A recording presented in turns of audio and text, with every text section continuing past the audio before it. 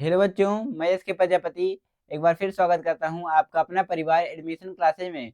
तो आज हम लोग इलेक्ट्रिसिटी वाले चैप्टर का इम्पोर्टेंट एमसीक्यू लेक्चर नंबर 3 देखने वाले हैं। इससे पहले 2 लेक्चर कंप्लीट हो चुके हैं। यदि आप लोगों ने नहीं देखा है तो जाकर उसको देख लेंगे। उसका लिंक आपको वीडियो की डिस्क्रिप्शन बॉक्स में मिल जाएगा। तो चलिए हम लोग आज की सेशन को बिना देरी के स्टार्ट करते हैं। यदि आप लोग टेलीग्राम, व्हाट्सएप और फेसबुक, इंस्टाग्राम चलाते हैं तो आप लोग उसको भी ज्वाइन कर सकते हैं। उसका लिंक आपको वीडियो की डिस्क्रिप्शन बॉक्स में मिल जाएगा। टेलीग्राम और व्हाट्सएप बहुत ज्यादा इंपॉर्टेंट है, क्योंकि आपको कोई भी इंपॉर्टेंट इन्फॉर्मेशन देनी होती है तो आपको वहां पर इन्फॉर्म कर दिया जाता है। तो देखिए यहाँ पर कहा गया है पहले क्वेश्चन में, किसी स्थायी विद्युत द्वारा टी समय में उत्पन्न एच का मान है, एच का मान कितना होता है यही पूछा गया। एच का मान कितना होता है, तो आप लोग बताइए इसका क्या समझाएगा। एच की मात्रा क्या होती है यही पूछा गया है। तो आप लोग बताइए, एच बराबर वी टी होता है, एच बराबर वी आई टी होता है, एच बराबर वी आई बटी टी होता है, या ए बराबर वी टी होता है। तो ए बराबर हमें पूछा नहीं गया, क्या पूछा गया, एच बराबर पूछा गया। तो एच बराबर क्या होता है, वी आई टी होता है।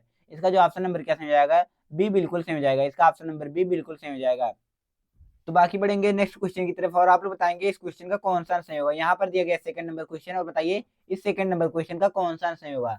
R1 और R2 दो प्रतिरोध समांतर क्रम में जुड़े हैं, यानी कि R1 और R2 जो समांतर क्रम में जुड़े प्रतिरोध हैं, तो समतुल्य प्रतिरोध क्या होगा, किस में जुड़े हैं, समांतर क्रम में जुड़े हैं। तो क्या होगा, समतुल्य प्रतिरोध R1 से अधिक होगा या फिर R2 से अधिक होगा, या प्रत्येक में से कम होगा, या इनमें से कोई नहीं। तो मैंने आपको कल की क्लास में बताया था कि जो अगर जो कोई भी प्रतिरोध है, कितने भी प्रतिरोध है, अगर जो समांतर क्रम में जुड़े हैं तो उनका मान क्या आता है, प्रत्येक से कम आता है। यानी कि जो सबसे छोटा रहेगा उससे भी छोटा वैल्यू आती है। तो इसका कौन सा ऑप्शन हो जाएगा, इसका जो ऑप्शन नंबर क्या हो जाएगा, सी होगा, वो एकदम से हो जाएगा, लेस देन ईच। इसका ऑप्शन नंबर सी बिल्कुल सही हो जाएगा। सेकंड का जितने सारे विद्यार्थी ऑप्शन नंबर सी बता रहे हैं वो एकदम सही बताए हैं, ठीक है। बाकी हम लोग बढ़ेंगे नेक्स्ट क्वेश्चन की तरफ, और आप बताइए इस क्वेश्चन का कौन सा आंसर होगा। यहाँ पर दिया गया है थर्ड नंबर क्वेश्चन, तो बताइए इस थर्ड नंबर क्वेश्चन का कौन सा आंसर होगा।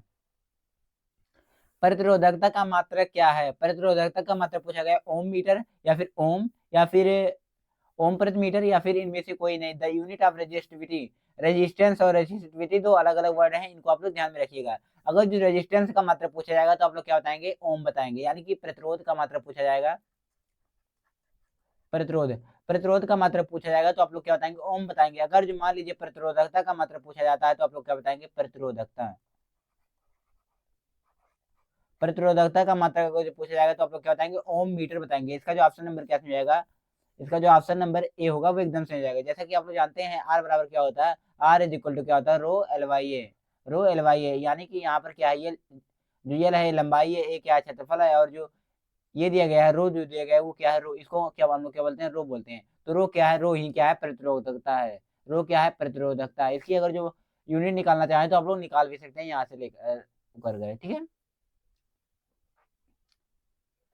तो यहाँ पर दिया गया चौथा नंबर क्वेश्चन, बताइए इस चौथे नंबर क्वेश्चन का कौन सा आंसर होगा। 1 किलोवाट, यानी कि इसमें क्या दिया गया, पी की वैल्यू दी गई है, कितनी दी गई है, 1 किलोवाट दी गई है, यानी कि 1000 वाट दी गई है। पी की वैल्यू कितनी दी गई है, 1000 वाट दिया गया है।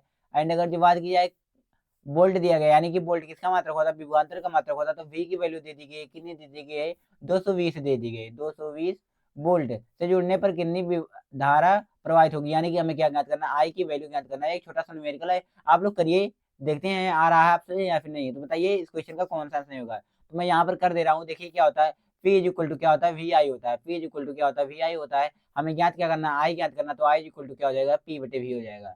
क्या हो जाएगा, पी बटे वी हो जाएगा। वैल्यू रखना है, आंसर आ जाएगा। तो देखिए क्या हो जाएगा, पी की वैल्यू कितनी है, 1000 है, 1000 है।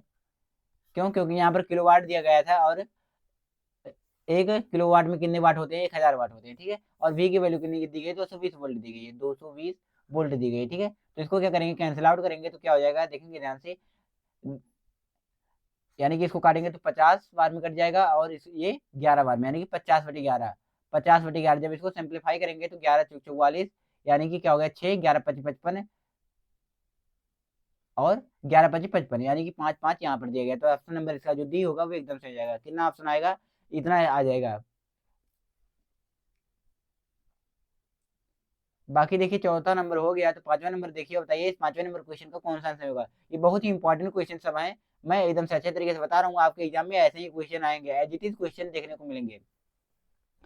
यदि प्रतिरोध का प्रतिरोध, यानी कि प्रतिरोधकता का प्रतिरोध आर हो, तो परिपथ में सेकंड तक, यानी कि टी सेकंड तक है, टी सेकंड तक आई धारा प्रवाहित होती है तो ताप एच को व्यक्त किया जाता है, यानी कि एच की वैल्यू पूछा गया है, एच बराबर क्या होता है, एच बराबर क्या होता है आई स्क्वायर आर टी, एच बराबर आई स्क्वायर आर टी कौन से ऑप्शन में दिया गया है, तो ऑप्शन नंबर सी में दिया गया है। तो इसका जो ऑप्शन नंबर क्या सही हो जाएगा, सी बिल्कुल सही हो जाएगा।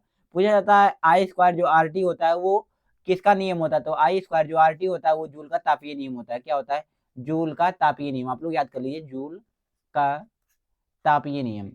अगर जो पूछ लिया जाएगा निम्न में से कौन सा जूल का तापीय नियम है, तो आप लोग क्या बताएंगे, एच बराबर आई स्क्वायर आर टी जो है वो जूल का तापीय नियम है। यानी कि जो क्या होता है आप लोग देखेंगे एकदम सच्चे तरीके से, आई एच जो होता है वो डायरेक्टली प्रोपोर्शनल होता है आई स्क्वायर के, और क्या होता है, एच जो डायरेक्टली प्रोपोर्शनल होता है वो आर के भी होता है, H directly proportional to T के होता है। तो जब इन सभी को मिलाएंगे तो क्या आएगा, एकदम से अच्छे तरीके से एच बराबर आई स्क्वायर आर टी आ जाएगा। तो इसका जो ऑप्शन नंबर क्या सही हो जाएगा, सी सही हो जाएगा। ये सबसे पहले जूल ने दिया था, इसीलिए हम लोग क्या बोलते हैं, इसे जूल का तापीय नियम बोलते हैं। ठीक है, बाकी यहाँ पर देखिए छठवां नंबर क्वेश्चन बताइए, इस छठवें नंबर क्वेश्चन का कौन सा सही होगा।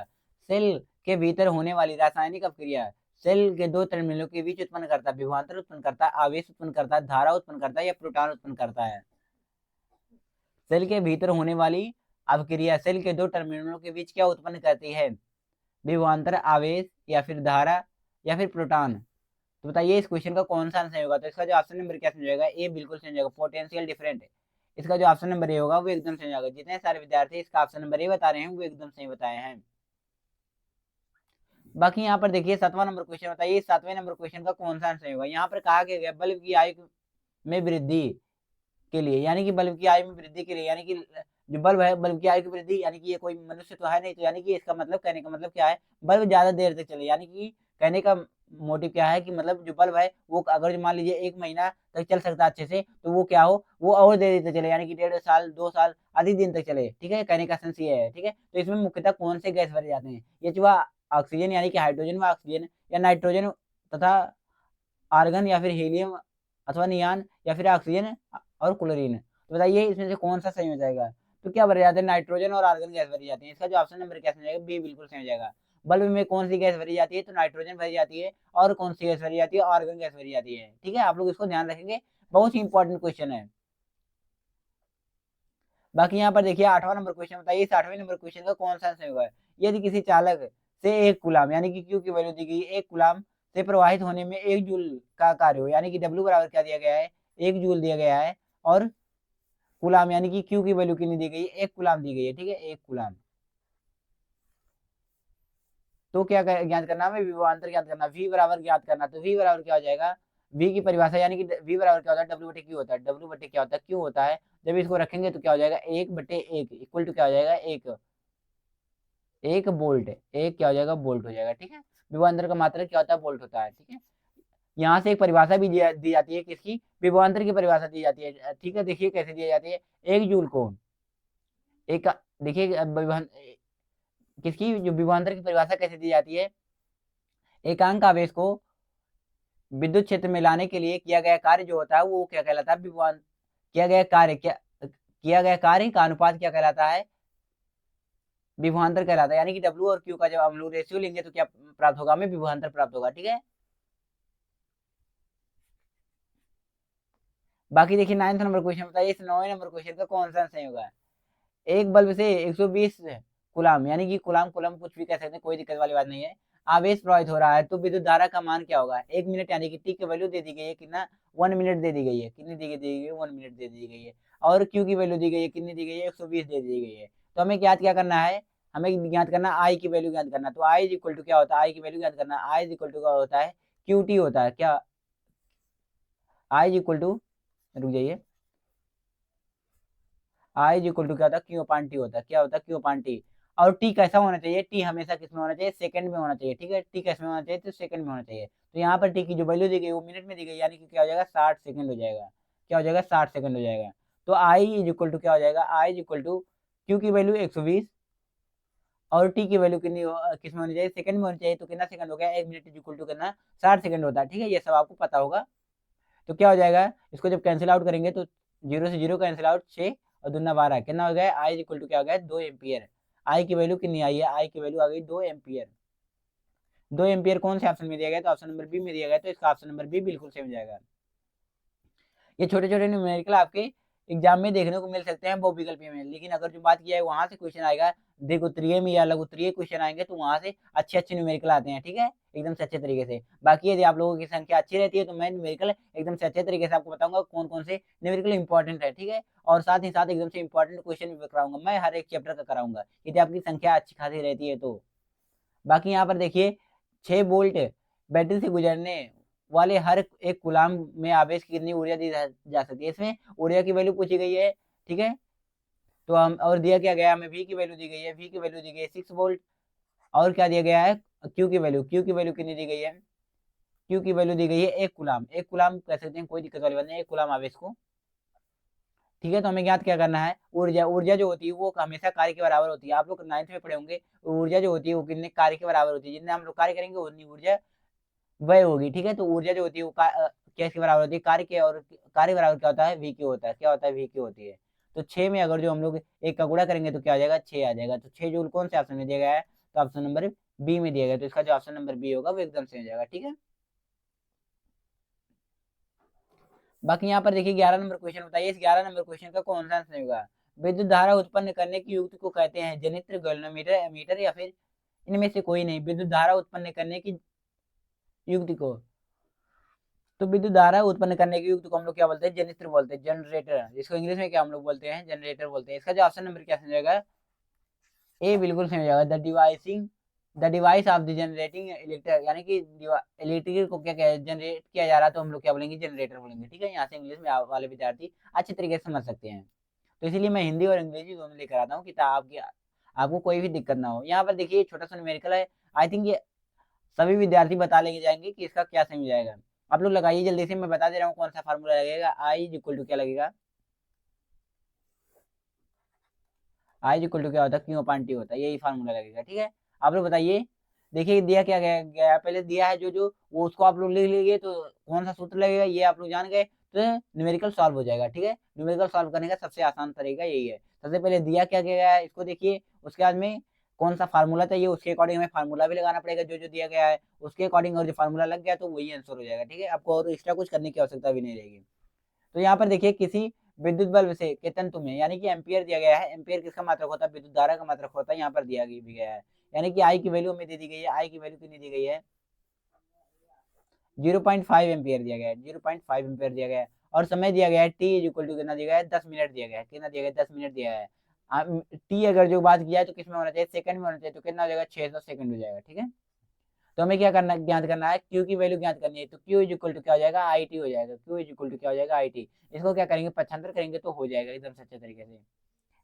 तो उसका यहाँ पर सॉल्व कर लेते हैं, क्यू की वैल्यू क्या हो जाएगी, क्यू की वैल्यू आई 0.5, टी की वैल्यू 600 इक्वल टू कितना हो जाएगा, 300, क्यू की वैल्यू कितनी आ गई, 300 कूलाम। कौन से ऑप्शन में दिया गया है, तो ऑप्शन नंबर ए में दिया गया है, तो इसका ऑप्शन नंबर जो ए होगा वो एकदम से हो जाएगा, ठीक है। बाकी आज के सेशन में जितने ही इंपॉर्टेंट क्वेश्चन थे मैंने उनको कराए। यदि आपको समझ में आया तो आप लोग वीडियो को लाइक करिएगा। यदि आप लोगों ने इससे पहले वाले चैप्टर का इंपॉर्टेंट एमसीक्यू नहीं देखा तो जाकर उसको देख लेंगे। कल से हम लोग क्या करेंगे, कल से हम लोग एक नए चैप्टर का शुरुआत करेंगे इंपॉर्टेंट एमसीक्यू के साथ। तब तक के लिए आप लोग अपना ध्यान रखिए और अपनी पढ़ाई को जबरदस्त तरीके से करते रहिए। हमारी डेली क्लासेज 8:00 PM पर स्टार्ट हो जाती हैं, सो आप लोग 8:00 PM पर इस साइंस की क्लास को जरूर जरूर अटेंड करिएगा। बाकी आपको 2 क्लासेज और मिलती है दिन में, एक क्लास मिलती है आपको 5:00 PM पर, जिसको सुखदेव सर कराते हैं, और कौन कौन सी क्लास कराते हैं, ये एसएसटी की क्लास कराते हैं, ठीक है। और बात किया एक क्लास आपको और मिलती है सॉरी 9:00 PM पर, 9:00 PM पर ये कौन कराता है, ये आपको रमाकांत सर कराते हैं। और कौन सी क्लास कराते हैं, मैथ कराते हैं, कौन सी क्लास, मैथ कराते हैं। सो आप लोग इन तीनों को एकदम से अच्छे तरीके से अटेंड करते रहिए, ठीक है। बाय बाय प्यारे बच्चों।